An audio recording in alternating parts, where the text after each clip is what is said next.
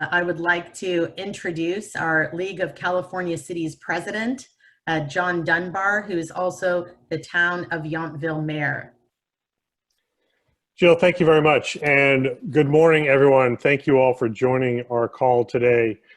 During this pandemic, cities have stepped up by enacting emergency orders, establishing COVID-19 testing sites, protecting public health workers and residents, and supporting local economic activity to operate safely. These actions have saved lives and supported small businesses, but they've also resulted in significant unplanned expenditures that are depleting city budgets. At the same time, California cities are facing a devastating decline in tax revenues, a projected $7 billion revenue shortfall over the next 2 years that grows worse as ongoing public health orders remain in effect. Cities are already being forced to retool budgets, cut city staff, and reduce critical public services our residents depend on. In my tourism-focused town of Yountville in the Northern California Napa Valley, approximately 75% of our general revenues disappeared almost overnight. The state orders shut down hotels, restaurants, retail, and other business activity. Despite the severe losses to our town budget, we allowed our shuttered hotel operators to defer hotel tax payments because of the closures, which happened to be during a time when we typically would see 80 to 90% occupancy. That stretched our already limited fund balances even more.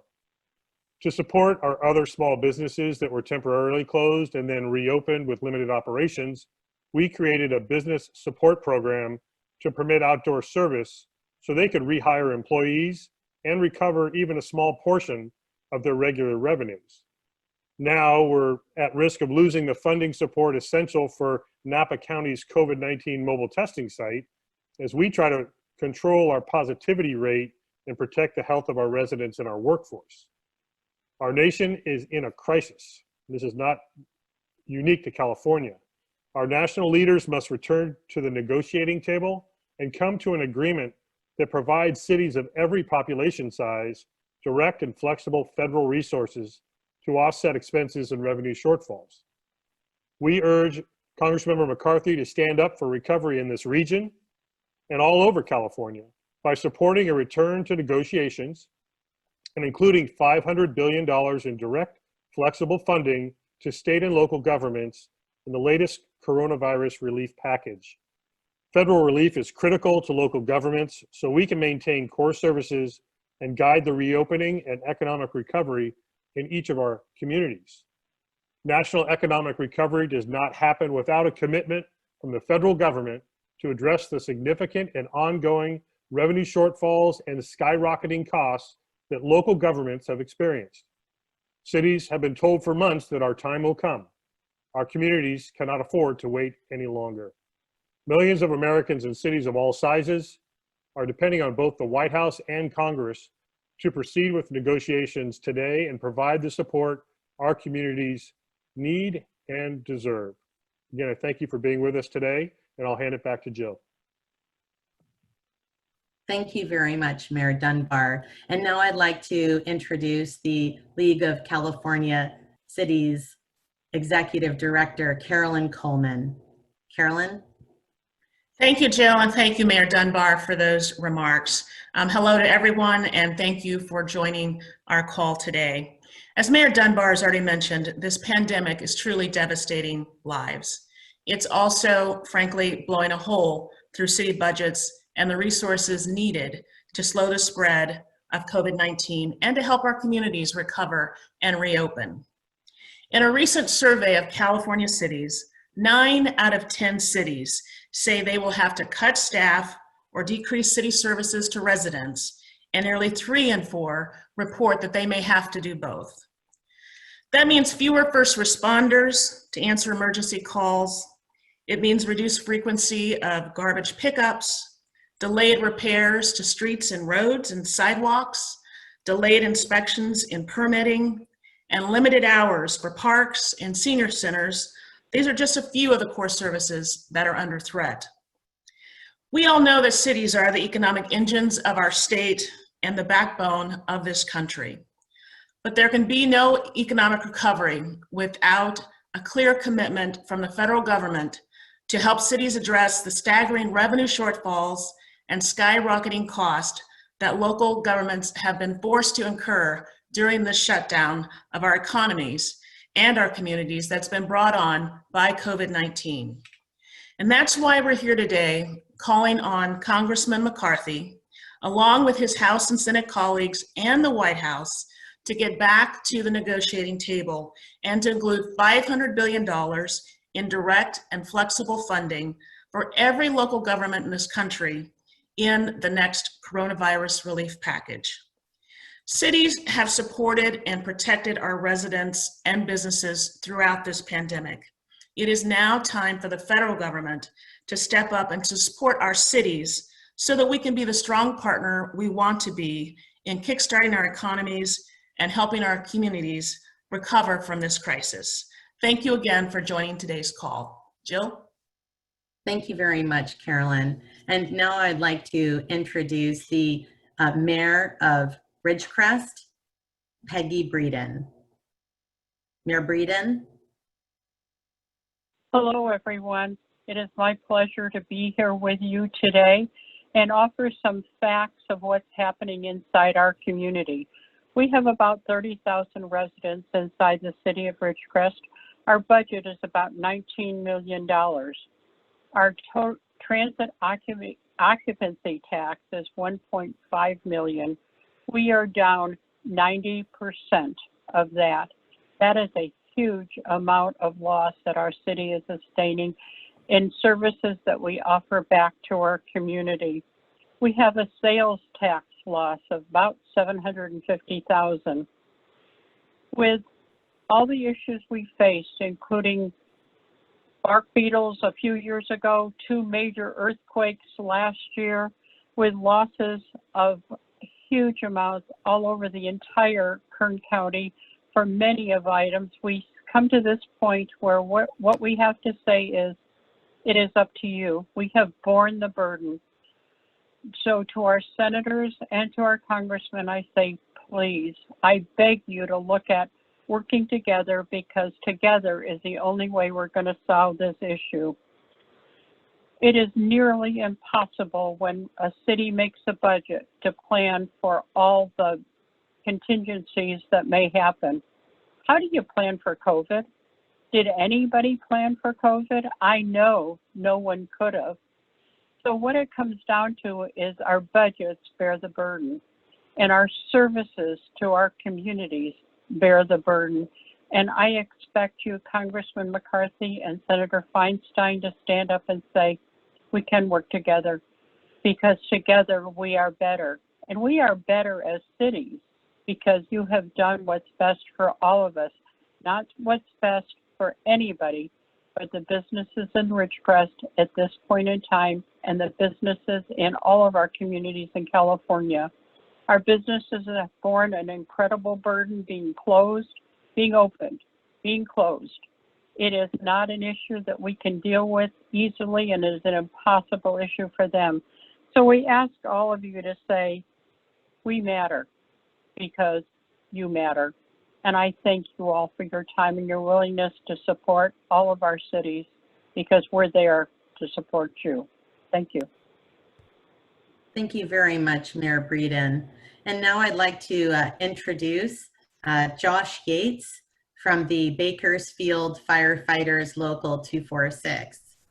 Josh? Thank you, Jill.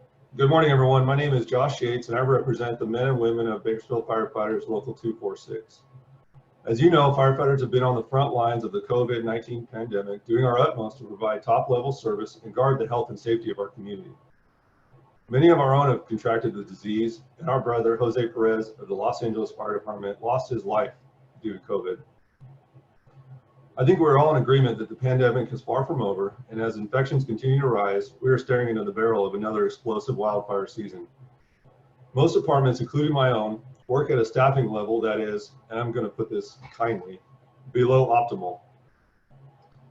As firefighters, we always put forth our best effort and then some to answer the call, whether it be COVID, a wildfire, a house fire, a grandmother that needs help off the floor, or any one of the numerous types of incidents we run. We fear, however, that as our local economy tumbles, our services will be cut, and there will not be enough of us to respond to all the needs of our community. We need firefighters on the front line to help mitigate this pandemic and be ready to contain devastating wildfires as they ignite throughout our state. This would be a disastrous time to force a reduction in first responder staffing. Severely delayed availability and response times means that local small businesses will suffer, people will suffer, survivability will dramatically decrease, and our communities will ultimately deteriorate. We're asking Congressman McCarthy to work and negotiate with the other members of Congress to support critical public safety and local services by including $500 billion in direct flexible funding to local governments. The economic impact related to COVID-19 is real, and the cities of California are facing a $7 billion shortfall right now. The federal government has the resources for a coronavirus relief package to local governments that will shore up the budget shortfalls of communities all across the nation, ensuring they can provide the best service possible during this impossible time. Thank you, everyone, and thank you for your ongoing support. Thank you so much for that. Really, really appreciate those comments. And now I'd like to introduce Tara G., who is with the California Park and Recreation Society. She's the president, and also the City of Roseville Park Planning and Development Superintendent. So please go ahead, Tara. Thank you so much, Jill. Good morning. Some city services, such as Parks and Recreation, are not typically considered essential and are among the hardest hit. Yet these services are the soul of a community's quality of life. Families, especially those on low incomes, depend heavily on childcare and recreation activities operated by city park and recreation departments. Parks and recreation programs are disappearing because of depleted city budgets. Federal funding for cities would not only keep city workers off the unemployment line, but also many members of our community who are suddenly forced to choose between their job and their children. Parks and Recreation Services are a vital community service committed to a positive quality of life. We are the fabric that interweaves economic development, social equity, health and wellness, both physical and mental, and crime prevention. Our services reaches all segments of our communities. From the onset of COVID-19, cities responded to take care of their residents, including our parks, recreation, and library services. We've created virtual programs and care packages that have helped families stay active and engaged within their community. We've partnered with nonprofits to help food-challenged families and individuals. Seniors are the most vulnerable segment of our population, and while senior centers are shut down, Parks and Recreation Services are finding ways to stay connected in order to combat isolation and depression. And now we are partnering with schools to assist with new distance learning programs as schools remain closed. Our parks, trails, and open spaces are being utilized more than ever by our residents. In the recent statistics, we've seen anywhere between 76% to over 200% increase in public use. It is imperative that our cities are able to maintain our parks, trails, and open spaces, as this responsibility ensures safe public use while serving to re-energize mental wellness and providing for physical health. Revenue shortfalls are threatening cities' abilities to keep up with these services due to budget cuts and layoffs. Our residents are looking to us now more than ever, and if cities are not part of this relief package, our staff and services could be even more significantly reduced, if not eliminated. We can't let the soul of our California cities suffer. As mentioned earlier, our parks, programs, and services are a vital community service. This means that equal access to our services that provide health and wellness will be cut, leaving low-income individuals and families in need. We need your support to continue offering services to those who need us most. Our statewide mission as park and recreation professionals is to make the lives of our residents better now and into the future. And our communities have arguably never needed our assistance more than they do right now. Thank you. Thank you very much, Tara. And yes, and we'll give it back to President Dunbar now. Thank you again, and thank you to all of our speakers. We'll be entertaining some questions in just a moment, but to kind of summarize the dynamic, and we want to appreciate Member McCarthy's support of the CARES Act funding, but that in California reached 6 of 482 cities because of the 500,000 population requirement. My city is just under 3,000, a town of Yountville. We received $50,000 in CARES Act funding through the state of California, and we've lost over $6 million in revenue. So it doesn't add up quite clearly. There are so many others. There are unfortunately hundreds of cities in California that are facing the same challenges.